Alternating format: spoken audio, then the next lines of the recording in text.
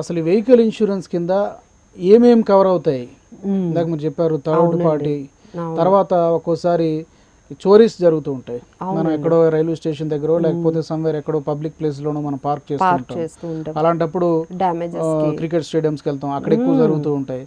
So ఈ theft గురయ్యేటప్పుడు ఏంటి, ఎలా ఉంటుంది, తర్వాత ఏ విధమైనటువంటి ఇన్సూరెన్స్ అంటే what are the risks which are covered అని చెప్పి ఇన్సూరెన్స్ పాలసీ తీసుకున్నప్పుడే వాళ్ళు కొన్ని పాయింట్స్ రాస్తారనమాట. అంటే మేము వీటికి కవర్ చేస్తామని.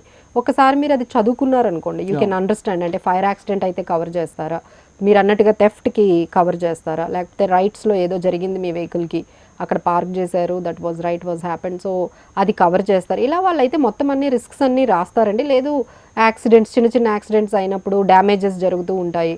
ఇప్పుడు నో డిప్రిషియేషన్ కూడా అంటే మీకు కంప్లీట్గా అంటే అప్పట్లో ఏంటంటే లిమిటెడ్ పాలసీస్ ఉండేవండి. అంటే కొన్ని పార్ట్స్కి, కార్ ఎస్పెషల్లీ కార్స్కి వచ్చేటప్పటికి కొన్ని పార్ట్స్కే కవర్ చేయడం, కంప్లీట్గా కార్కి కాకుండా కొన్ని ప్లాస్టిక్కి కవర్ చేయరు, గ్లాస్కి కవర్ చేయరు. అలాంటివి అప్పట్లో అలాంటి పాలసీస్ ఉన్నాయండి. మీకు అట్లాంటిది వద్దు, మాకు కంప్లీట్గా every part of the car has to be covered అనేసి అనుకుంటే మీకు అలాంటి పాలసీస్ కూడా ఉన్నాయండి. But little bit costly.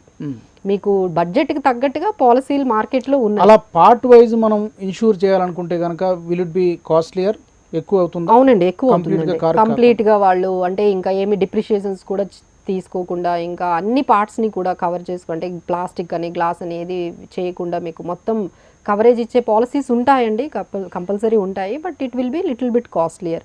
మాకు అది అవసరం లేదు, లిమిటెడ్ పాలసీ కావాలి అనుకుంటే మామూలు పాలసీ కూడా తీసుకోవచ్చు. But at least something you have to take it. అసలు ఏమీ లేకుండా అట్లీస్ట్ థర్డ్ పార్టీ లైబిలిటీ వరకు అన్నా, మీ కార్ పాతదైపోయింది అనుకోండి, సో మాకు అది వద్దు, ఓన్లీ థర్డ్ పార్టీ లైబిలిటీ వరకు, అంటే లీగల్ హ్యాజల్స్ రాకుండా అంతవరకు కవరేజ్ అయినా చాలు అనుకుంటే అంతవరకైనా చేయించండి. So to that extent you will be feel free. Like అమ్మాయి బయటకు వెళ్తే మనకి ఏమైనా ప్రాబ్లమ్స్ రావు, లీగల్గా ఏమి హ్యాజల్స్ రావు అనుకున్నంత వరకైనా మీరు చేయించాలి. అది 2 వీలర్ అయినా సరే, 4 వీలర్ అయినా సరే. ఆ తర్వాత మీకు ఎంత కవరేజ్ కావాలి, మీకు ఎంత డ్యామేజెస్ కవర్ కావాలనేది మీరు యాడ్ చేసుకోండి. మీకు కావాలి మీ ఇంట్రెస్ట్ బట్టి, మీరు పే చేసే కెపాసిటీ బట్టి మీరు యాడ్ చేసుకోవచ్చు అండి. So this is all. So ఒక పాలసీ ల్యాప్స్ అయింది, అతను అనుకున్న టైంకి కట్టలేదు, మర్చిపోయాడో లేకపోతే అతని దగ్గర అమౌంట్ లేదు, మళ్ళీ దాన్ని రీఓపెన్ చేయాలి. సో రీఓపెన్ చేయాలి అంటే is there any particular time, అంటే ఈ పర్టికులర్ టైం లోపల అతను రీఓపెన్ చేసుకోగలుగుతాడా, ఆ టైం దాటిపోతే మళ్ళీ అగైన్ ఫ్రెష్ పాలసీ అవుతుంది? సో ఈ ప్రొసీజర్ అంటే ఫస్ట్ 3 to 30 days అండి. ఇది ఒక్కొక్కరు ఒక్కొక్క టైం పెట్టుకుంటారు. ఈ లోపు అయిపోతే దాన్ని పాలసీ ల్యాప్స్ అనేది అంటాం. కొన్ని కంపెనీస్ 15 daysలోనే ఇక మీద అయిపోయింది అంటారండి. సో 90 days అనేది ఒకటి చాలా ఇంపార్టెంట్ అండి. ఈ 90 days లోపు కానీ మీరు కానీ అప్రోచ్ అయితే మీకు చాలా వరకు అంటే మళ్ళీ దాన్ని ఇన్స్పెక్షన్ చేయటం కానీ లేకపోతే ఇంకా ఏదైనా ప్రొసీజర్స్ ఏమైనా ఉంటే అవన్నీ కూడా లేకుండా ఉంటాయి. ఇక మరి 90 days కూడా దాటిపోయింది అనుకోండి, first 3 days to 30 days grace period అయ్యింది. గ్రేస్ పీరియడ్ అయిన తర్వాత అట్లీస్ట్ 90 days ఉంటుంది.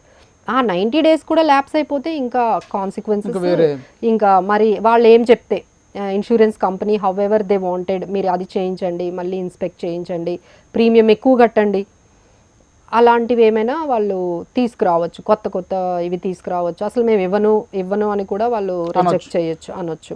దెన్ అప్పుడు he has to take the fresh policy. ఒక కంపెనీ దగ్గరికి వెళ్తే వాళ్ళు మళ్ళీ దాన్ని మొత్తం కొత్త పాలసీని ఓపెన్ చేసి మళ్ళీ ఫైన్ లాగా ఏమైనా చెల్లించాల్సి వస్తుందా? అవునండి, పెనాల్టీస్ ఉంటాయండి. అంటే మీకు ఎగ్జిస్టింగ్ పాలసీయే కవర్ అవ్వాలంటే insurance company will Levi the penalties వేసి మరీ తీసుకుంటుంది. ఇంక ఇవి కాకుండా మనకి లీగల్గా అయితే పెనాల్టీస్ అంటే ఇన్సూరెన్స్ లేకుండా మీరు బండి నడిపినందుగా మీకు ఎట్లాగో ఆ పెనాల్టీస్ అది ఎట్లాగో పడుతుంది. సో ఎన్ని హ్యాజల్స్ క్యారీ చేయడం కన్నా let's complete the policy on time and pay the policy and make it active as soon as possible. అది కంపల్సరీగా దాన్ని ఫాలో అయితే అసలు ఎలాంటి ఇబ్బంది రాదు. అవునండి. వెహికల్ యాక్ట్ కింద అసలు ఏమేమి వస్తాయి?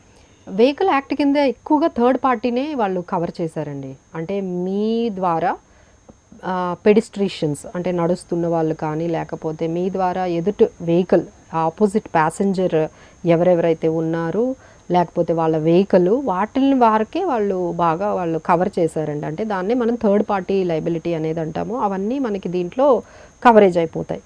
అందుకనే మనకి అది వాళ్ళు అంటే యాక్టే ఒకటి తీసుకొచ్చేసారనమాట.